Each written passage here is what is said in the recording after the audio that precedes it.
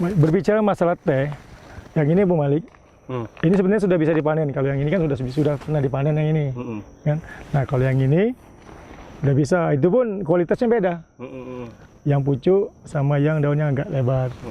Cuma teknik-teknik memanen juga perlu dipelajari, tidak asal tebas kan, seperti itu. Masalah apa teh aja kita perlu memahami ilmu memanennya, apalagi masalah agama. Benar. Kan? Iya. Gitu ya. Kalau itu masalah belajar agama, coba gurunya kita tanya sama Ustadz nanti. Iya. Benar sekali nih, Pak Jul. Abu Malik sama Pak Jun ya. Kita tahu teh aja, ya kan? Untuk cara memetiknya, mengolah dan semisalnya pun ada cara tersendiri, ya kan? Apalagi belajar masalah agama. Ya. Maka masalah agama ini sebenarnya harusnya lebih kita perhatikan. Ya. Masalah dunia saja, perkebunan teh dan yang semisalnya, kalau kita lihat ada cara-caranya dan butuh kita untuk belajar kepada ahlinya, ya kan? Benar. Ya benar Pak Jul ya. Iya. Apalagi kalau masalah agama.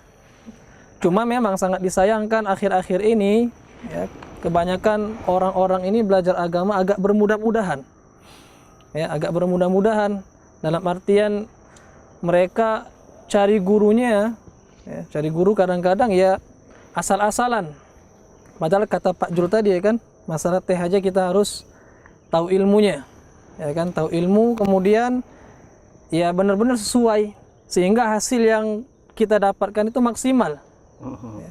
Maka masalah agama harusnya kita juga lebih berhati-hati, ya. Sehingga tatkala ilmu yang kita dapatkan dari orang yang benar, insya Allah pun benar, ya. Makanya Allah Subhanahu wa Ta'ala berfirman, fas'alu ahla dzikri in kuntum la ta'lamun. Tanyakan kepada orang yang ahlinya, ya, kepada ahli zikri apabila kalian tidak mengetahui, kata Allah. Maka alhamdulillah ini butuh kesadaran sebenarnya, ya, bagi kita bersama untuk mencari guru dalam masalah agama agar yang kita dapatkan atau ilmu yang kita dapatkan itu benar sesuai dengan yang diajarkan oleh Rasulullah Sallallahu Alaihi Wasallam. Fenomena sekarang mungkin Pak Jul tahu ya, bagaimana orang-orang bermudah-mudahan mencari guru, ya. Mungkin kebanyakan kita juga sering mencari ustadz-ustadz itu cuma melalui YouTube misalnya ya, rekaman-rekaman seperti itu. Padahal kita belum tahu ustadz ini belajarnya di mana, basicnya bagaimana.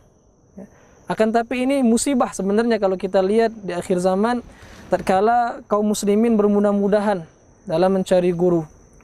Padahal para ulama terdahulu telah menjelaskan bahwasanya mencari guru itu harus hati-hati. Imam Ibnu Sirin rahimahullah misalnya pernah mengatakan, inna hadzal ilma din fanzuru amman ta'khuduna dinakum. Kata Imam Ibnu Sirin, sungguhnya agama atau ilmu ini adalah bagian dari agama. Maka hendaklah kalian perhatikan dari mana kalian mengambil agama-agama kalian. Ya, jadi benar-benar harus hati-hati. Ngomong-ngomong Pak Jul ini biasa ngambil ustadz-ustadz di YouTube atau enggak nih? Sekali-sekali, Tan. Awalnya seperti itu, Tan. Makanya dengan awam seperti ini kan kita mau tanya juga, Tan.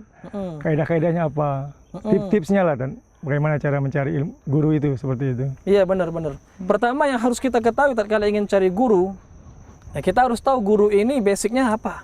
Ya. Akidah dan manhaj. Ini yang paling terpenting. Akidahnya gimana sih? Ahlus sunnah atau enggak? Seperti itu. Manhajnya sesuai enggak dengan manhaj thoriqah, metodologi yang dipakai oleh ulama salaf. Nah, kalau sudah dua hal ini sudah, insya Allah dia ahlus sunnah, mengikuti metode salaf dalam beragama, ya mudah-mudahan insya Allah itu ustadznya benar. Ya. Tapi tetap juga kita harus cari tahu di antara cara-cara agar kita bisa mengetahui ustadz itu benar nggak sih manhajnya, lurus nggak, akidahnya benar nggak. Kita tanyakan kepada ustadz yang lain yang sudah kita kenal. Ya.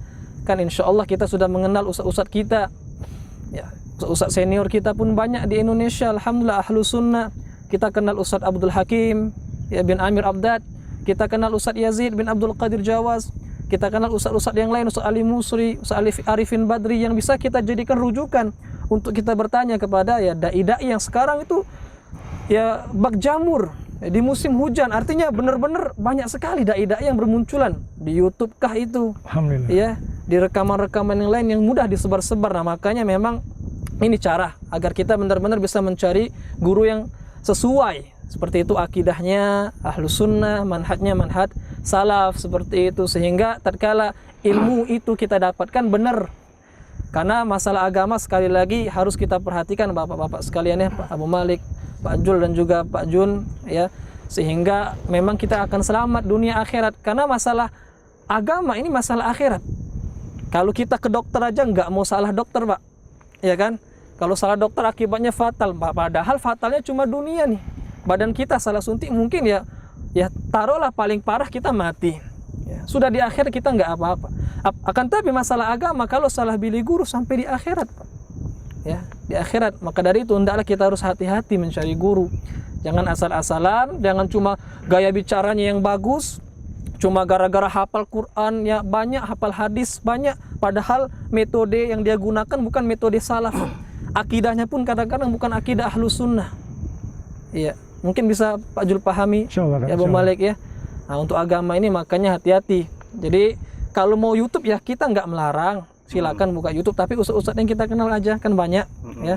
Untuk TV-TV dakwah, alhamdulillah kita punya Roja TV, kita punya Insan TV, yang itu bisa kita jadikan rujukan seperti itu, alhamdulillah. Kita nggak mengatakan bahwasanya apa yang ada dalam Roja dan Insan itu semua benar, enggak ya.